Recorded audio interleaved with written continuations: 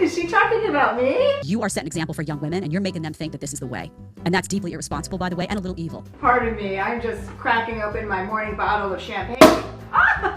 Because there's going to be a lot of young women that look up to you and they follow that path, and they're going to be awfully angry at you when they follow your advice, and they're sitting at 48 with their bottle of wine at 7 o'clock in the morning, lonely, while their friends are sitting around with their beautiful families, glowing with happiness and not, red-faced and puffy from too much wine that morning. Listen up, Jedediah. I don't know if that's your real name or your sister wife name, but I have some downtime between my back-to-back champagne brunches this morning. According to Paul Dolan, who is a professor of behavioral science at the London School of Economics, which is a pretty good school, women who are single with no children are happiest. Dolan says that recent data shows that long-established traditional symbols of success, like marriage and motherhood, do not necessarily correlate with happiness levels. And if you don't believe me, just ask this happily married mom of 4 how things are working out for her. I really thought those two were gonna make it. I always heard that the couple who gives a town diarrhea together stays together. But apparently, that's a no. Oh, and don't worry, Jedediah, this wine won't make me red or puffy. Since I don't have kids to pay for, I have extra money and I bought a hyperbaric chamber. So it's great for the skin, my circulation, so I can just drink and do as many drugs as I want, and then I come back in here and flip it and reverse it. Peace be unto you. Desperate cope from the dried eggs harpy. One study says single women are happier than married women, and these dried eggs harpies have to wave it in your face. Gotta sink their talons into it and show you, we're not bitter, sad, and lonely. We're happy and empowered. We're living it up with our back-to-back champagne brunches all alone. Because everyone knows from the day she's a young girl, a woman just wants to grow old and die alone. And I'm bad like the Barbie. I'm a doll, but I still wanna party. Pink felt like I'm ready to bend. I'm a 10, so I pull in a can. This Barbie movie will be viewed in the future as a feminist masterpiece. I haven't seen it yet, and I don't have any particular plans to, although I figured I could do a review and talk to you guys about it. Not really sure. It looks terrible. It might be enjoyable in how bad it is, but then I also don't want to give away my hard-earned cash just to watch a dumpster fire. But let's look at the text of this video. Greta Gerwig really said, lesbian rights, we hate men here, we love women, let's all scissor, pink and orange forever, boo capitalism, Barbie lore to infinity. So, your average woman at this point is basically a radical leftist. Or is a radical leftist enabler because they won't hold women like this to account. They won't shame a woman who cuts her hair and says these things and puts a ring through her nose and is aggressively anti-male for saying these things. And I recall back during the days of the New Left in the 60s and 70s, there was a controversy between women who were feminists, who were just straight women that were feminists, and then the more radical lesbian separatist feminists, which is, spoiler alert, what this country has in store, more radical lesbian separatists. And the lesbian separatists were angry at the heterosexual feminists because they felt like they weren't committed enough, because obviously these women still ended up having relationships with men. And they viewed this as having them having sold out to the patriarchy. That's what the lesbians accused them of. And as America's confusion worsens, as we deepen in our dereliction, it'll only get easier for young women to fall down these rabbit holes, to be purity spiraled leftward. You think men have it bad. You think incels have it bad. There is a day that is right around the corner where if you are a sub-6 as a woman, you're going to either be trans, non-binary, quote-unquote, or a lesbian. It's going to be over. And other young women will very easily, successfully peer pressure you into conformity at the behest of media and the internet. What do you think are some preferences, standards, or boundaries that men have that you think are unfair or unreasonable, or that you take issue with? Okay, I think like guys being like very possessive, it's like they like show to their like homeboys or whatever, like, oh look, like she's mine. But I think like being like super possessive is almost like a huge turn off, because it's like you have like, you know, control of this like woman, when like no, you don't. Honestly, she has her own mind, she can do her own thing, and like possessing that, or like keeping like her accountable, and like maybe like, I don't know. It feels suffocating, and I don't think you must hate right. Andrew Tate. I hate Andrew. We're gonna watch. I feel like we'll pull up. Andrew. Yeah, this will be good. This will be a good I feel time. like that was a statement kind of really hate like him. with trauma behind it. You don't like that when a guy wants a woman who's submissive. No, because I feel like it's demeaning. I think it's like they're like maybe like putting, like they're holding her to a standard. Women never rebelled throughout all of history until patriarchy collapsed. Women never rebelled until there were cracks in masculinity. Women never rebelled until men softened and became afraid to speak their minds and hold women to account. Men have failed, unfortunately, and I take no pleasure in saying that. Obviously, I'm a man. But men have failed, and that is why this woman is saying the things she's saying. Why she believes the things she believes, why she even has this framework and this mentality. Some men in the past, our boomer forefathers, just kind of let things slide. They chose the easy life over hard work and discipline. Good times created weak men, and these weak men are now creating hard times. And we, as the sons of these weak men, have to deal with that, have to foot that bill. And you may not like it, but that's simply the reality we're confronted with.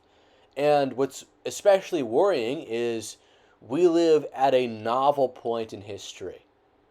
We live at a point where we have such a technological apparatus, such a technocracy, as has never existed before in the history of mankind.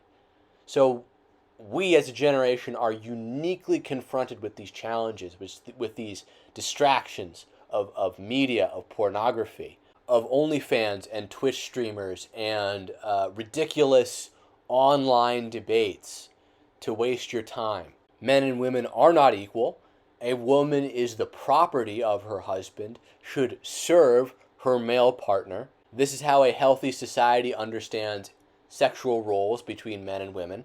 Men and women are different and therefore require different rules to mediate their behavior. Any healthy society understands this. And this young woman in the last video doesn't understand that. She thinks they're repressive. She thinks it's suffocating when a man has any kind of standards for how she behaves. And I'd also like to make another point here. Like it or not, Andrew Tate or people like him are the future. The manosphere is the future. Who's radicalizing 10-year-olds these days? Who's reaching through that screen and grabbing the hearts and minds of the youth? It's not any of the online figures that were hip and happening back in 2016. I'm not telling you that you should abandon any of your core beliefs or principles. I'm just saying, look at the online landscape we have right now. Look at who's consuming content, who's popular, the messages that are important and sell. There has been a paradigm shift since 2016. Don't stay stuck in that 2016 mindset. Don't compromise, but don't get left behind either. What's something you'll get a lot of hate for if you say it out loud? I'm about to lose a big chunk of my followers, but I have to say it. Ghosts can't harm the living. If they could, there would probably be only a handful of Caucasians left in this world. Nothing's more disgusting than liberal boomers. I've never seen a sorrier, more pathetic group of people in my entire life who are more ready than they are to just bend over for the system. Probably because they are the system. Nice virtue signal, old man. I hope it was worth the likes and follows on TikTok. How come a guy can smash a ton of girls and he's not considered a hoe, but when a girl does it, she's considered like a busybody? Is it easier for women to get laid or hard? Super easy. Are things that come easy respected? No. Do you think it's hard for men to get laid? Yes. If you had the choice, would you prefer to be a 18-year-old that gets an inheritance of $1 million or a 30-year-old that had to work to earn the $1 million? Which one would be an easier life? Perception. Inheriting the money, right? Right. Okay. So since you inherit the money, wouldn't it be fair to say that people aren't going to respect you to the same degree because you got the money up front versus someone that had to get out the mud?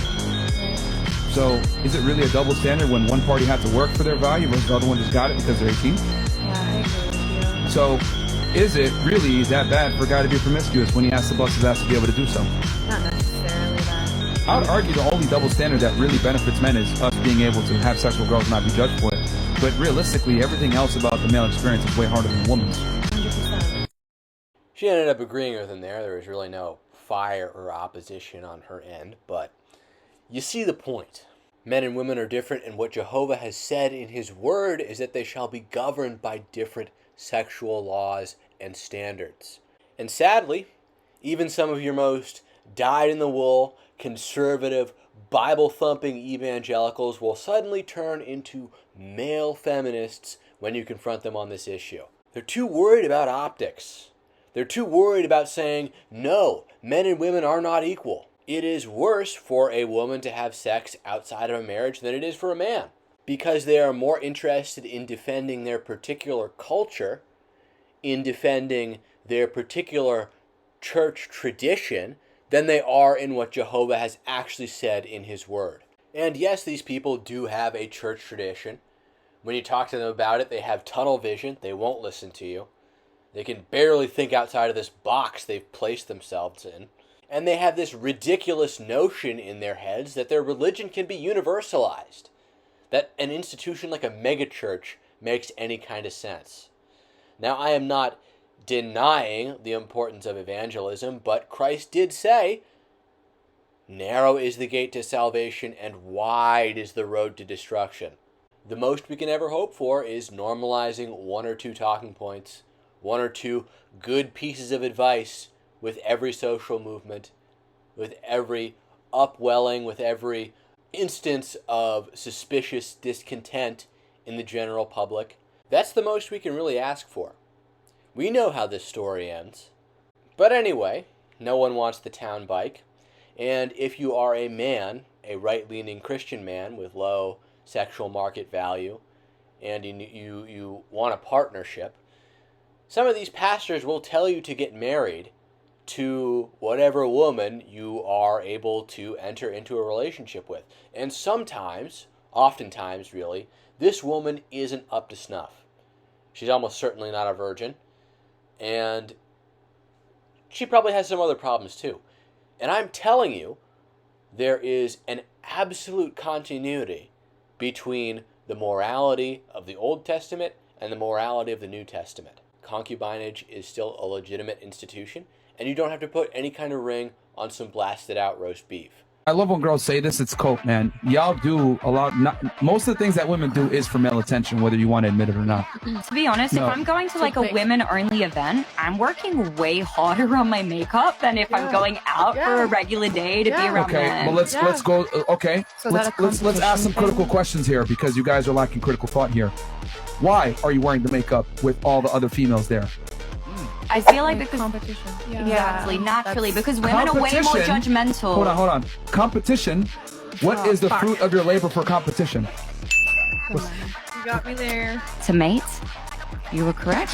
Biologically speaking, yes, you are correct. Me. Yes, sir. Incredible. Read it and weep. A woman will never be the main character. This is why women exist. They were created for men. Men had a task on this earth, and then women were created to aid them in completing that task. Only with total control of major institutions like the public school system, colleges, and the media have leftists even been able to convince large numbers of people that men and women are somehow equal and that these vast differences in behavior between men and women are totally socially constructed. Absolute nonsense. Male attention is the ultimate currency. Keep that in mind. Anyway, that's it for this video. I hope you enjoyed it. And Red Channels will catch you in the next one.